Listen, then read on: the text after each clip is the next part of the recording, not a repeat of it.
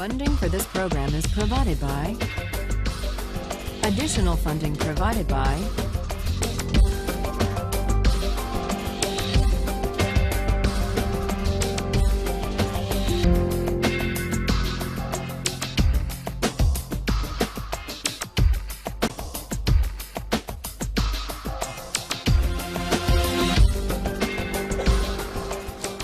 Now we turn to the hardest philosopher we're going to read in this course.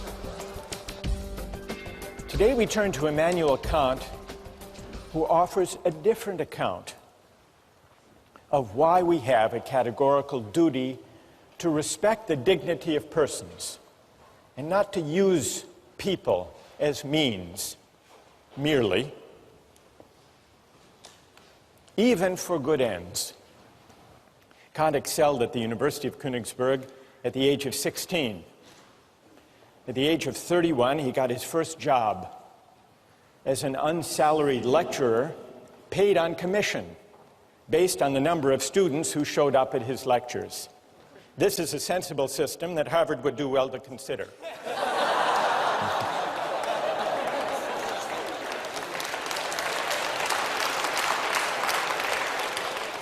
Luckily for Kant, he was a popular lecturer and also an industrious one, and so he eked out a meager living.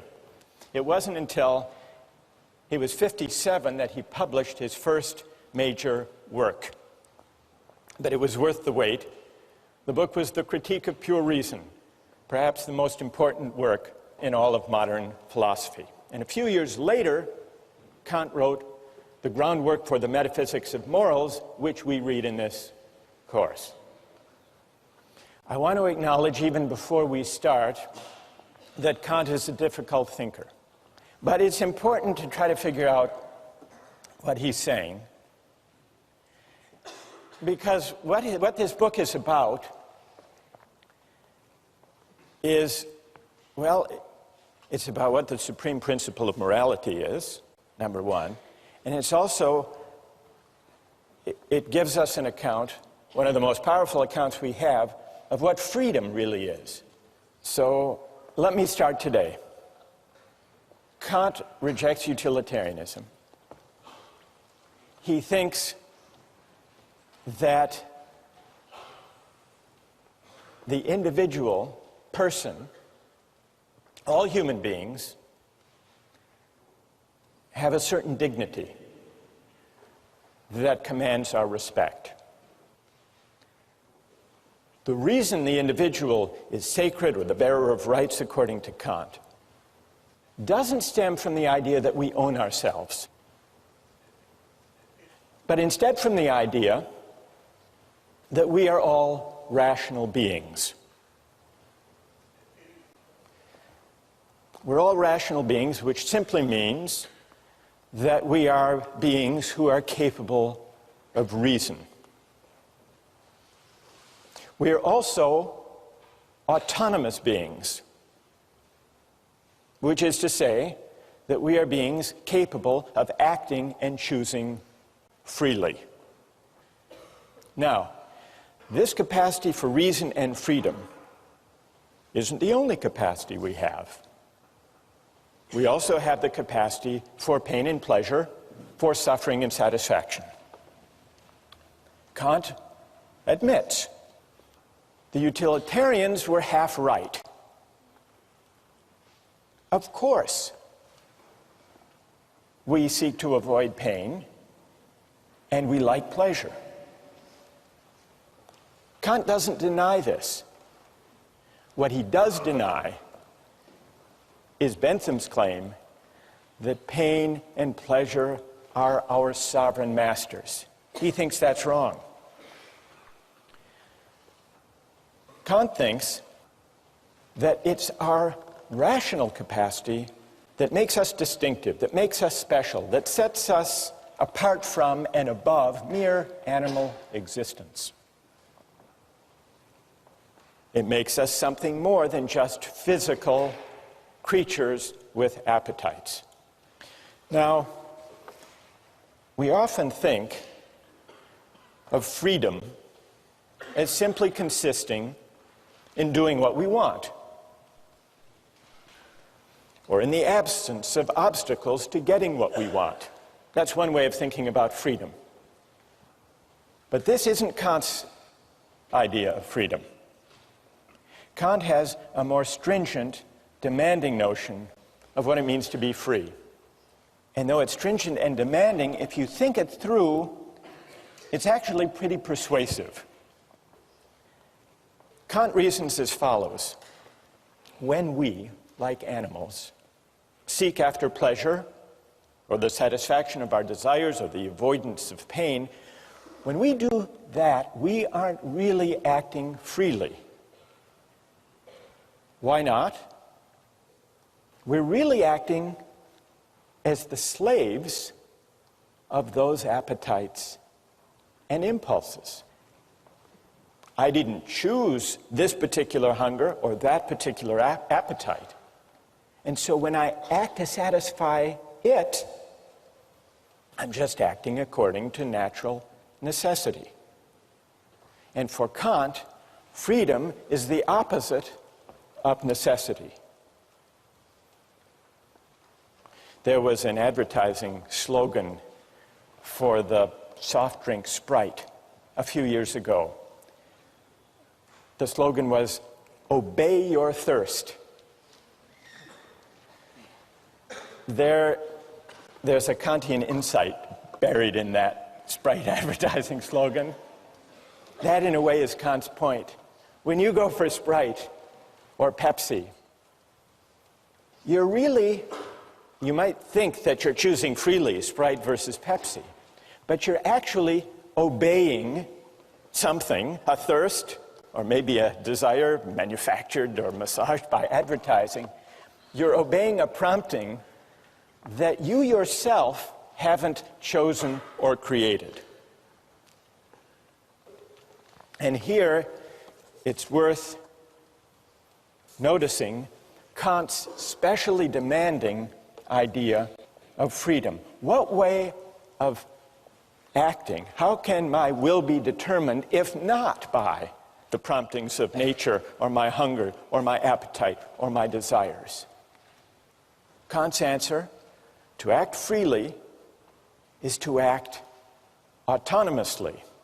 And to act autonomously is to act according to a law that I give myself, not according to the physical laws of nature or to the laws of cause and effect, which include my desire to eat or to drink or to choose this food in a restaurant over that.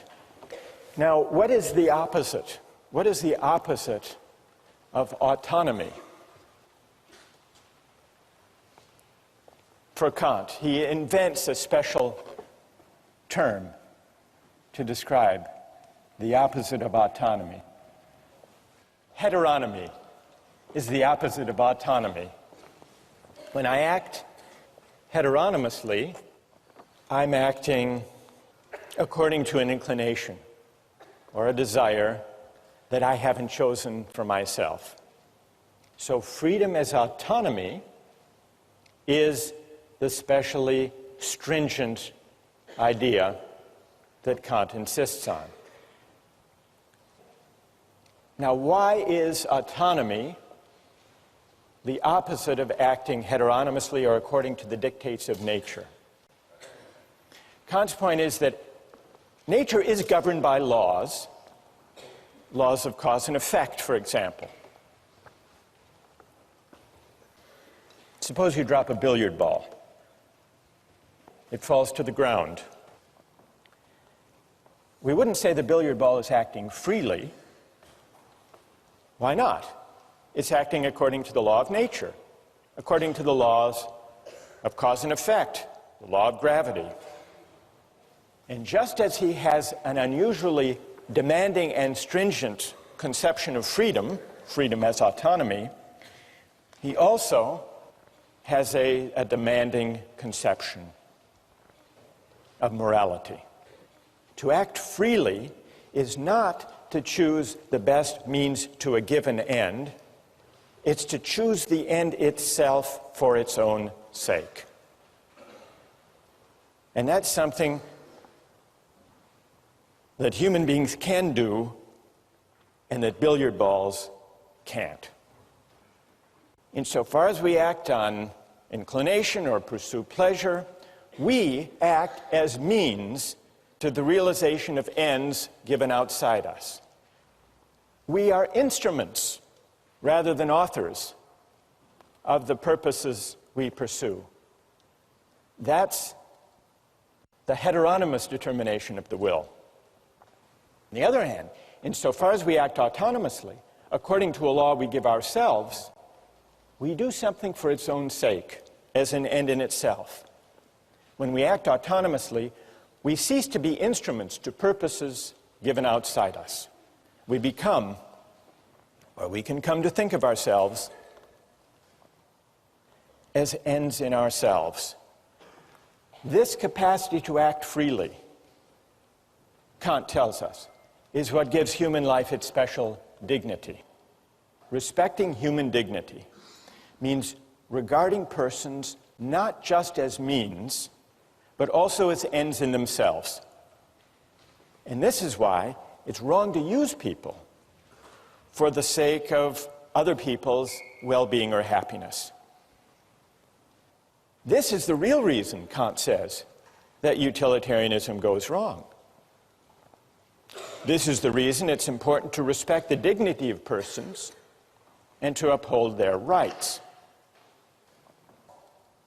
So even if there are cases, remember John Stuart Mill said, well, in the long run, if we uphold justice and respect the dignity of persons, we will maximize human happiness. What would Kant's answer be to that? What would his answer be? Even if that were true, even if the calculus worked out that way, even if you shouldn't throw the Christians to the lions because in the long run, fear will spread, the overall utility will decline. The utilitarian would be upholding justice and rights and respect for persons for the wrong reason, for a purely contingent reason, for an instrumental reason.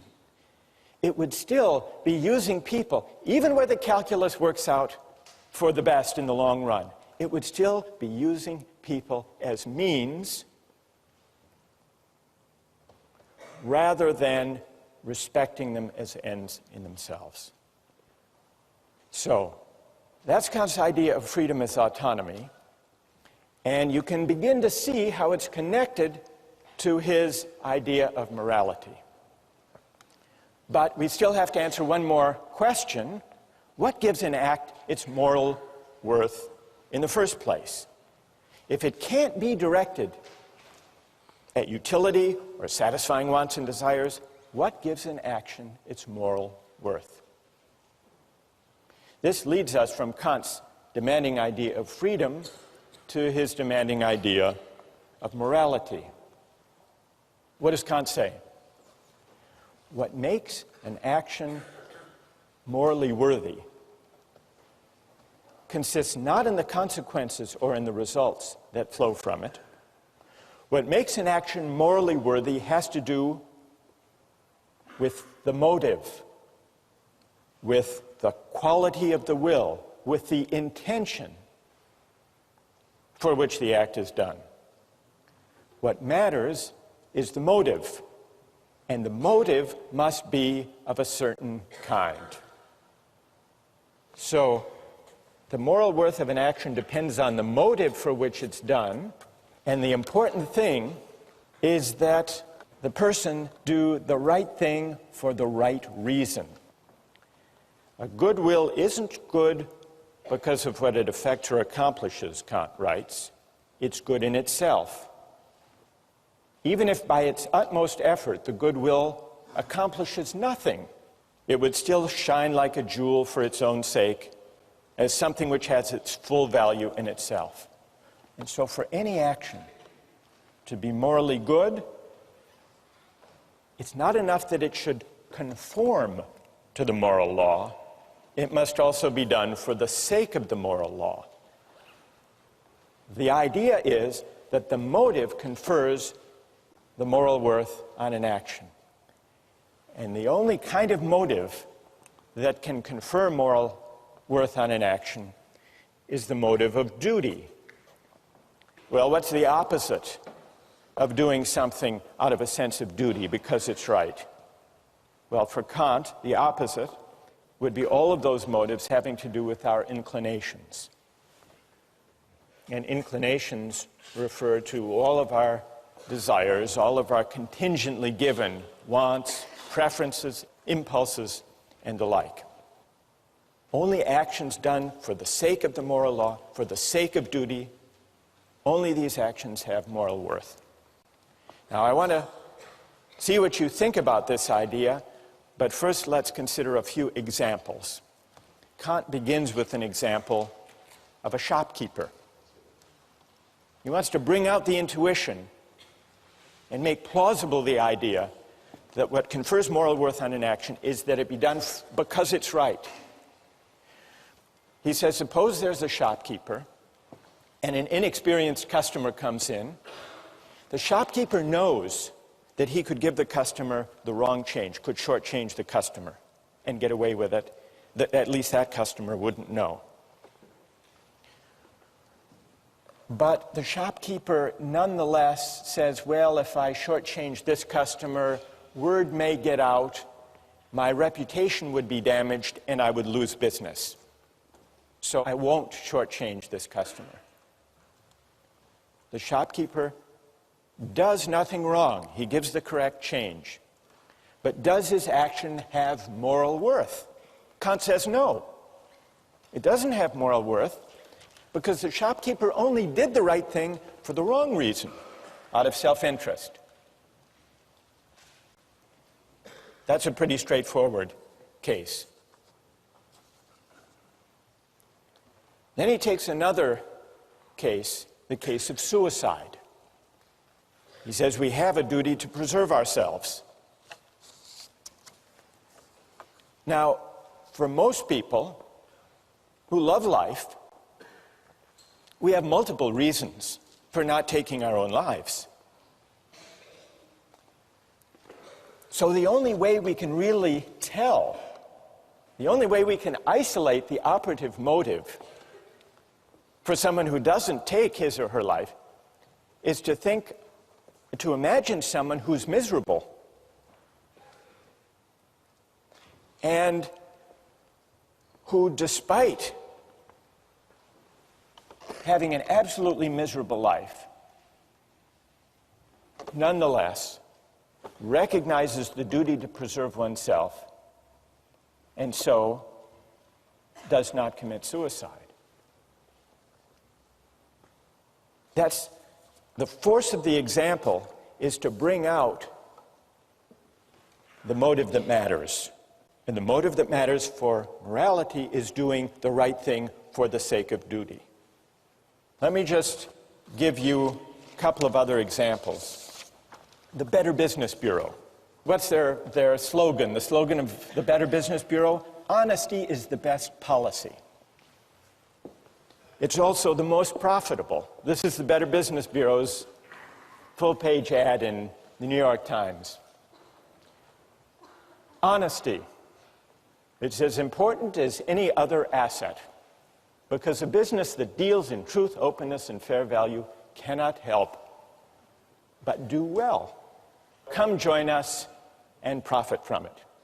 What would Kant say about the moral worth of the honest dealings of members of the Better Business Bureau? What would he say?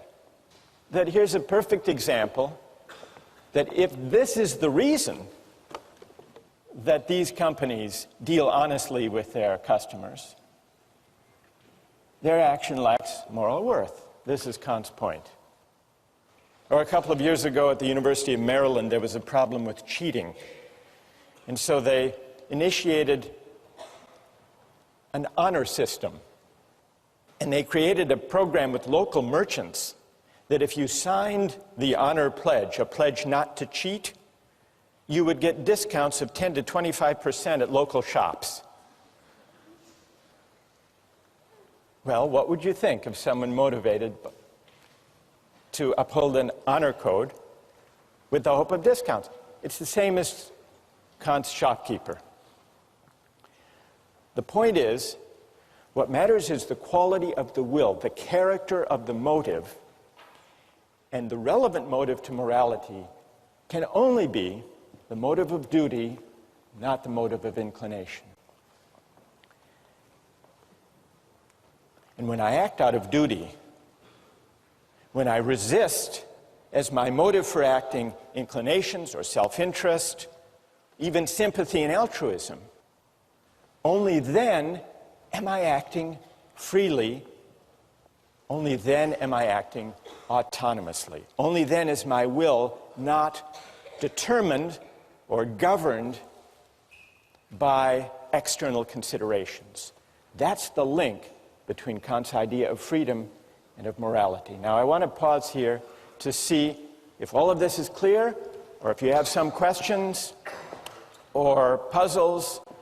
They can be questions of clarification, or they can be challenges, if you want to challenge this idea that only the motive of duty confers moral worth on the action. What do you think? Yes? Yeah, I actually have two questions of clarification. The first is, there seems to be an aspect of this that makes it sort of self-defeating, in that once you're conscious of what morality is, you can sort of alter your motive to achieve that end of morality. And secondly, give me an example of what you have in mind.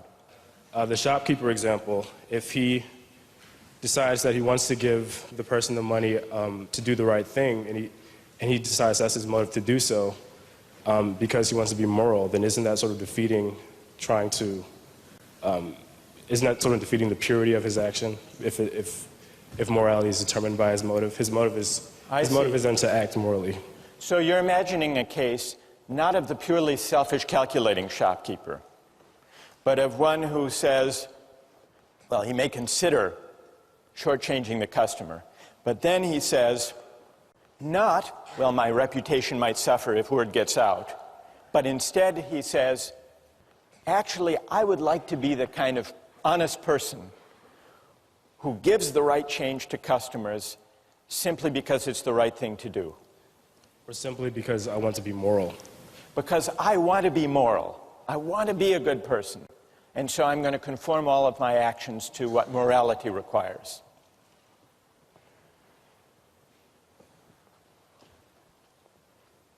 It's a subtle point. It's a good question.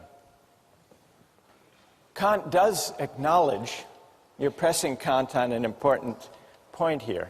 Kant does say there has to be some incentive to obey the moral law. It can't be a self-interested incentive. That would defeat it by definition. So he speaks of a different kind of incentive from an inclination. He speaks of reverence for the moral law. So if that shopkeeper says, I want to develop a reverence for the moral law, and so I'm going to act, and so I'm going to do the right thing, then I think he's there. He's there as far as Kant's concerned. Because he's formed his motive, his will is conforming to the moral law once he sees the importance of it. So it would count. It would count. All right, and then secondly, very quickly, what stops morality from becoming completely objective in this point? What stops morality from becoming completely subjective? Yeah, like how can, if morality is completely determined by your morals, then how can you apply this, or how can it be enforced? That's also a great question. What's your name? My name is Amadi. Amadi? Yeah. All right. If acting morally means acting according to a moral law out of duty, and if it's also to act freely in the sense of autonomously, it must mean that I'm acting according to a law that I give myself. That's what it means to act autonomously. Amadi is right about that. But that does raise a really interesting question. If acting autonomously means acting according to a law I give myself, That's how I escape the chain of cause and effect and the laws of nature. What's to guarantee that the law I give myself when I'm acting out of duty is the same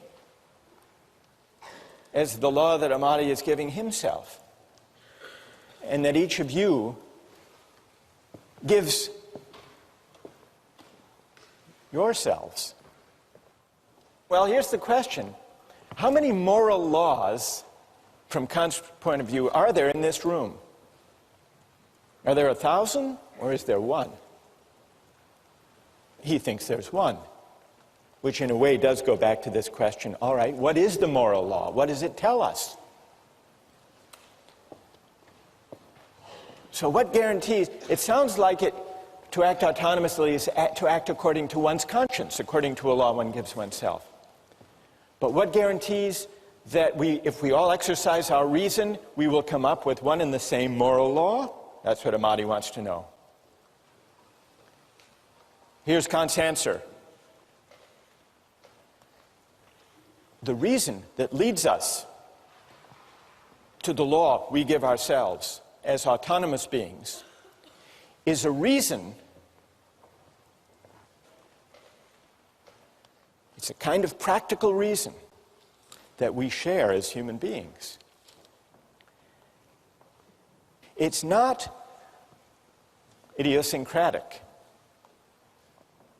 The reason we need to respect the dignity of persons is that we're all rational beings. We all have the capacity for reason, and it's the exercise of that capacity for reason which exists undifferentiated in all of us that makes us worthy of dignity, all of us. And since it's the same capacity for reason, unqualified by particular autobiographies and life circumstances, it's the same universal capacity for reason that delivers the moral law.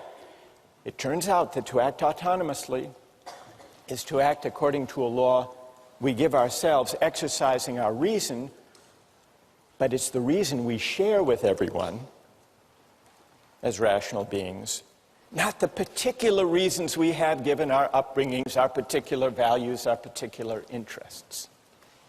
It's pure practical reason, in Kant's terms, which legislates a priori, regardless of any particular contingent or empirical ends.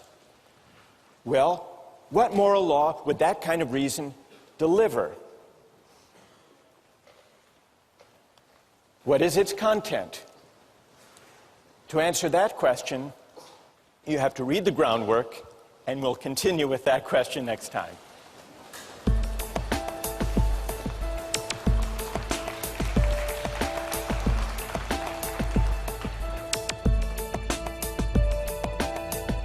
For Kant, morally speaking, suicide is on a par with murder. It's on a par with murder because what we violate when we take a life, when we take someone's life, ours or somebody else's, we use that person, we use a rational being, we use humanity as a means, and so we fail to respect humanity as an end.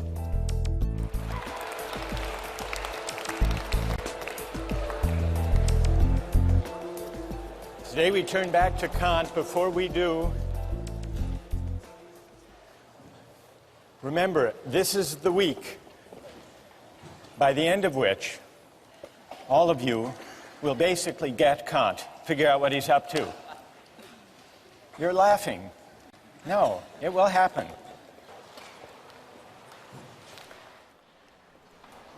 Kant's groundwork is about two big questions. First, what is the supreme principle of morality? Second, how is freedom possible? Two big questions. Now, one way of making your way through this dense philosophical book is to bear in mind a set of oppositions or contrasts or dualisms that are related. Today I'd like to talk about them. Today we're going to answer the question, what, according to Kant, is the supreme principle of morality? And in answering that question, in working our way up to Kant's answer to that question, it will help to bear in mind three contrasts or dualisms that Kant sets out. The first, you remember, had to do with the motive according to which we act. And according to Kant, only one kind of motive is consistent with morality. The motive of duty, doing the right thing for the right reason. What other kind of motives are there? Kant sums them up in the category of inclination. Every time the motive for what we do is to satisfy a desire or a preference that we may have to pursue some interest, we're acting out of inclination. Now, let me pause to see if, in thinking about the question of the motive of duty, the goodwill, see if any of you has a question about that much of Kant's claim. Or is everybody happy with this distinction? What do you think? Go ahead. When you make that distinction between duty and inclination, is there ever any moral action ever? I mean, you could always kind of probably find some selfish motive, can't you? Maybe very often people do have self-interested motives when they act. Kant wouldn't dispute that. But what Kant is saying is that insofar as we act morally, that is, insofar as our actions have moral worth, what confers moral worth is precisely our capacity to rise above self-interest and prudence and inclination and to act out of duty. Some years ago, I read about a spelling bee, and there was a young man who was declared the winner of the spelling bee, a kid named Andrew, 13 years old. The winning word, the word that he was able to spell, was echolalia. Does anyone know what echolalia is? What? Some type of flower? It's not some type of flower, no. It means the tendency to repeat, as in echo, to repeat what you've heard. Anyhow, he misspelled it, actually. But the judges misheard him. They thought he had spelled it correctly and awarded him the championship of the National Spelling Bee. And he went to the judges afterward and said, actually, I misspelled it. I don't deserve the prize. And he was regarded as a moral hero, and he was written up in the New York Times, Misspeller is a spelling bee hero. There's Andrew with his proud mother.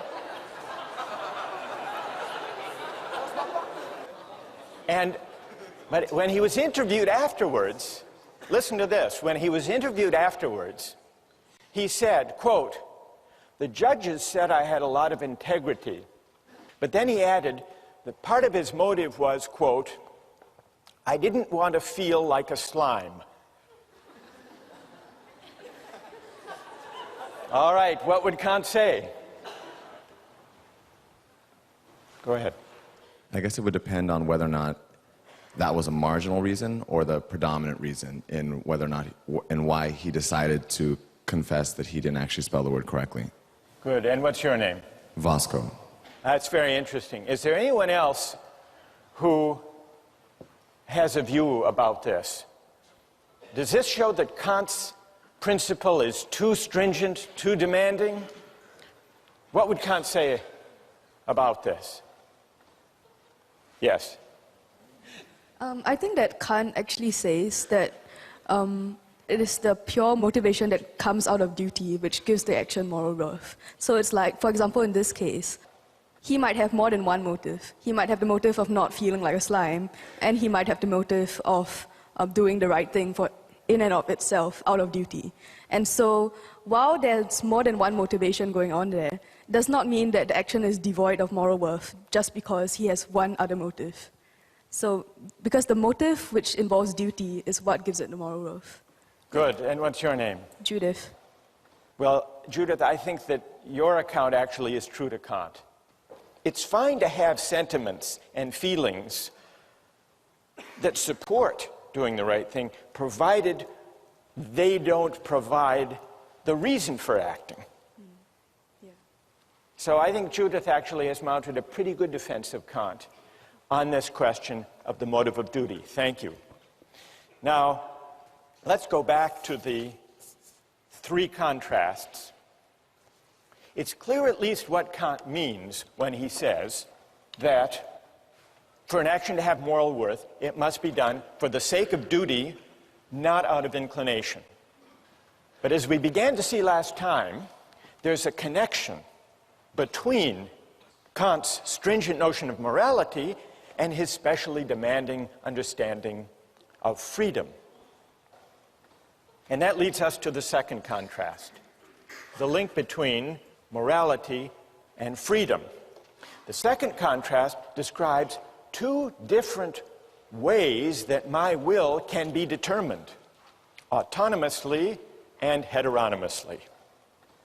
And according to Kant, I'm only free when my will is determined autonomously, which means what?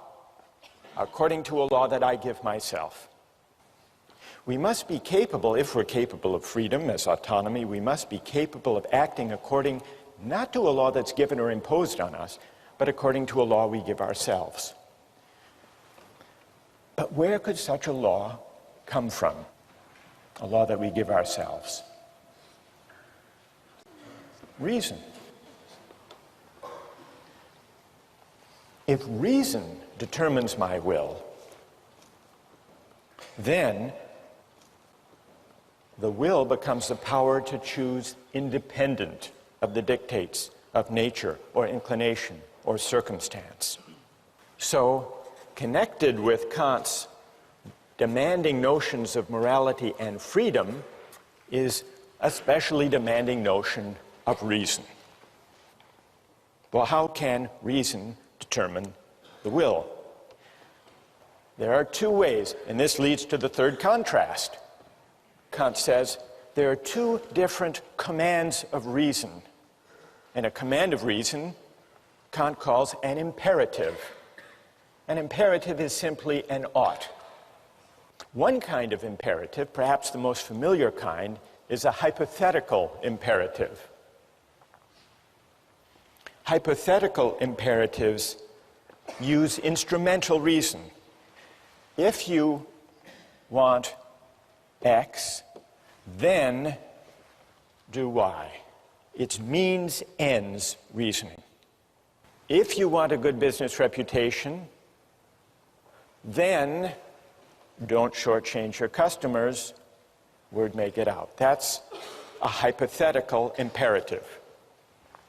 If the action would be good solely as a means to something else, Kant writes the imperative is hypothetical.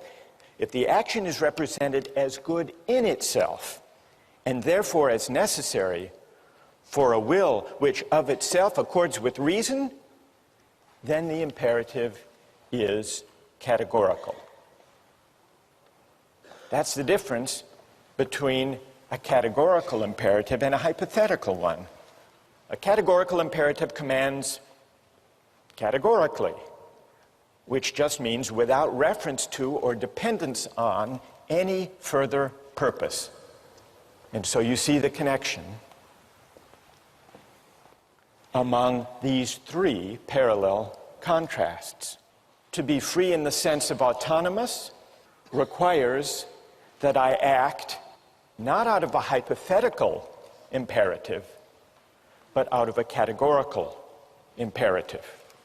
And so you see, by these three contrasts, Kant reasons his way, brings us up to his derivation of the categorical imperative. Well, this leaves us one big question. What is the categorical imperative? What is the supreme principle of morality? What does it command of us? Kant gives three versions, three formulations of the categorical imperative. I want to mention two and then see what you think of them. The first version, the first formula, he calls the formula of the universal law. Act only on that maxim whereby you can at the same time will that it should become a universal law. And by maxim, what does Kant mean? He means a rule that explains the reason for what you're doing, a principle. For example, promise keeping. Suppose I need money, I need $100, desperately. And I know I can't pay it back anytime soon. I come to you and make you a promise, a false promise, one I know I can't keep. Please give me $100 today, lend me the money, I will repay you next week. Is that consistent with the categorical imperative, that false promise? Kant says no.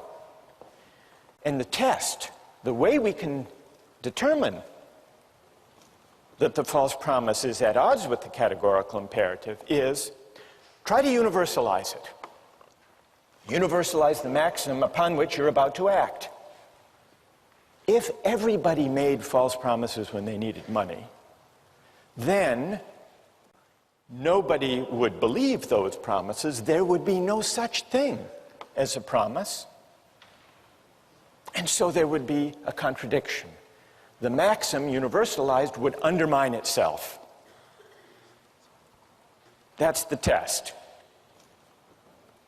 That's how we can know that the false promise is wrong. Well, what about the formula of the universal law? You find it persuasive?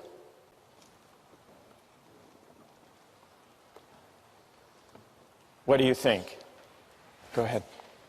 I have a question about the difference between categoricalism and a hypothesis that if you're going to between categorical and hypothetical yeah. imperatives. Right.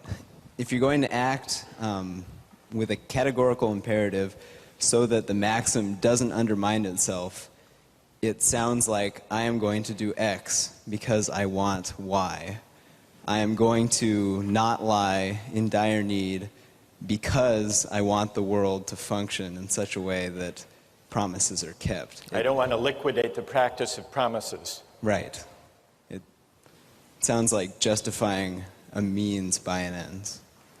It seems like an instance of consequentialist reasoning, you're saying. Right. And what's your name?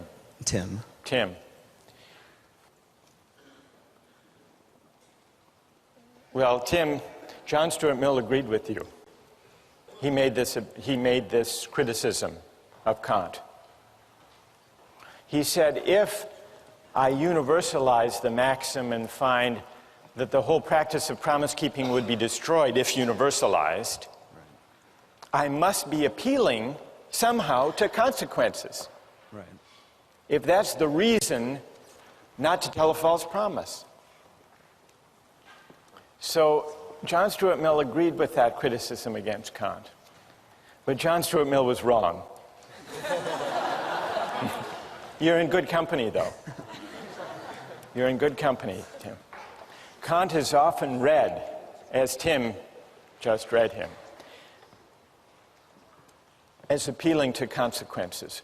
The world would be worse off if everybody lied, because then no one could rely on anybody else's word. Therefore, you shouldn't lie.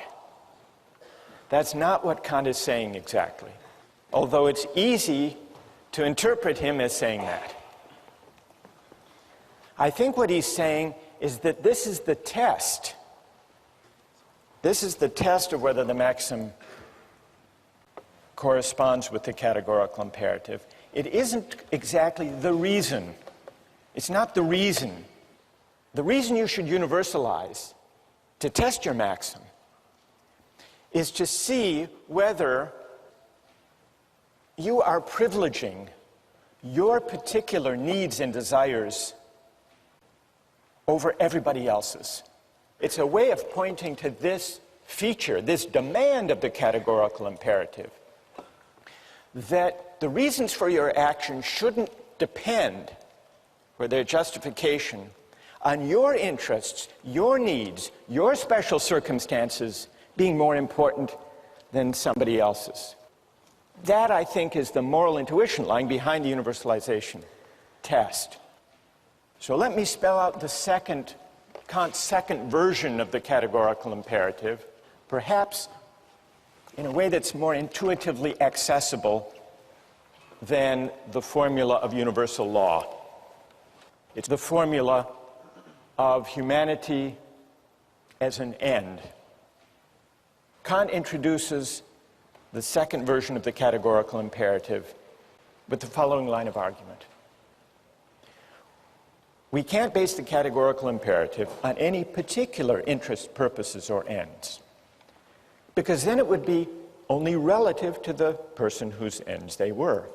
But suppose there were something whose existence has in itself an absolute value, an end in itself, then in it, and in it alone, would there be the ground of a possible categorical imperative. Well, what is there that we can think of as having its end in itself? Kant's answer is this. I say that man, and in general every rational being, exists as an end in himself, not merely as a means for arbitrary use by this or that will. And here Kant distinguishes between persons on the one hand and things on the other. Rational beings are persons. They don't just have a relative value for us, but if anything they have an absolute value, an intrinsic value. That is, rational beings have dignity. They're worthy of reverence and respect. This line of reasoning leads Kant to the second formulation of the categorical imperative, which is this. Act in such a way that you always treat humanity, whether in your own person or in the person of any other, never simply as a means, but always at the same time as an end. So that's the formula of humanity as an end. The idea that human beings, as rational beings, are ends in themselves, not open to use, merely as a means. When I make a false promise to you, I'm using you as a means to my ends, to my desire for the $100. And so I'm failing to respect you. I'm failing to respect your dignity. I'm manipulating you. Now consider the example of the duty against suicide. Murder and suicide are at odds with the categorical imperative. Why? If I murder someone, I'm taking their life for some purpose, either because I'm a hired killer, or I'm in the throes of some great anger or passion. Well, I have some interest, some purpose that's particular, for the sake of which I'm using them as a means. Murder violates the categorical imperative. For Kant, morally speaking, suicide is on a par with murder. It's on a par with murder because what we violate when we take a life, when we take someone's life, ours or somebody else's, we use that person We use a rational being. We use humanity as a means. And so we fail to respect humanity as an end. And that capacity for reason, that humanity that commands respect, that is the ground of dignity, that humanity, that capacity for reason, resides undifferentiated in all of us. And so I violate that dignity in my own person if I commit suicide, and in murder if I take somebody else's life. From a moral point of view, they're the same. And the reason they're the same has to do with the universal character and ground of the moral law. The reason that we have to respect the dignity of other people has not to do with anything in particular about them. And so respect, Kantian respect, is unlike love in this way. It's unlike sympathy. It's unlike solidarity or fellow feeling or altruism. Because love and those other particular virtues or reasons for caring about other people have to do with who they are in particular. But respect, for Kant, respect is respect for humanity, which is universal, for a rational capacity which is universal. And that's why violating it, in my own case, is as objectionable as violating it in the case of any other. Questions or objections?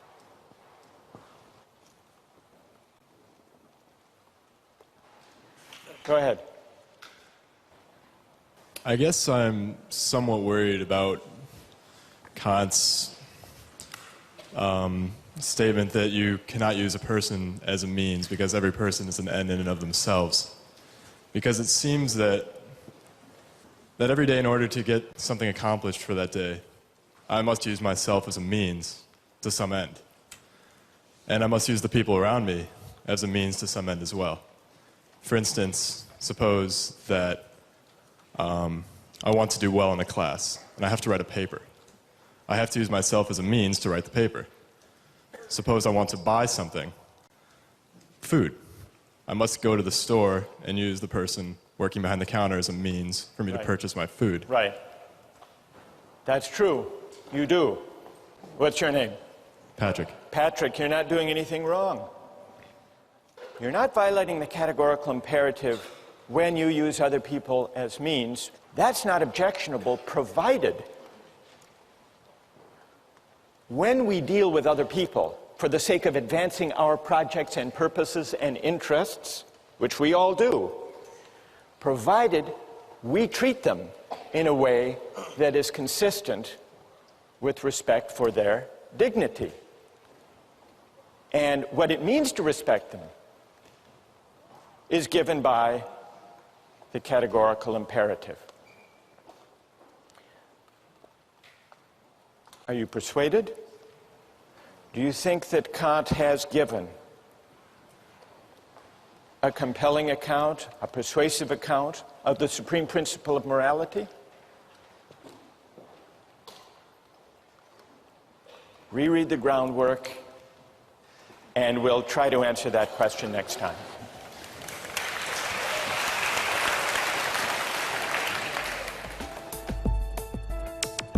Don't miss the chance to interact online with other viewers of Justice. Join the conversation, take a pop quiz, watch lectures you've missed, and learn a lot more. Visit justiceharvard.org. It's the right thing to do.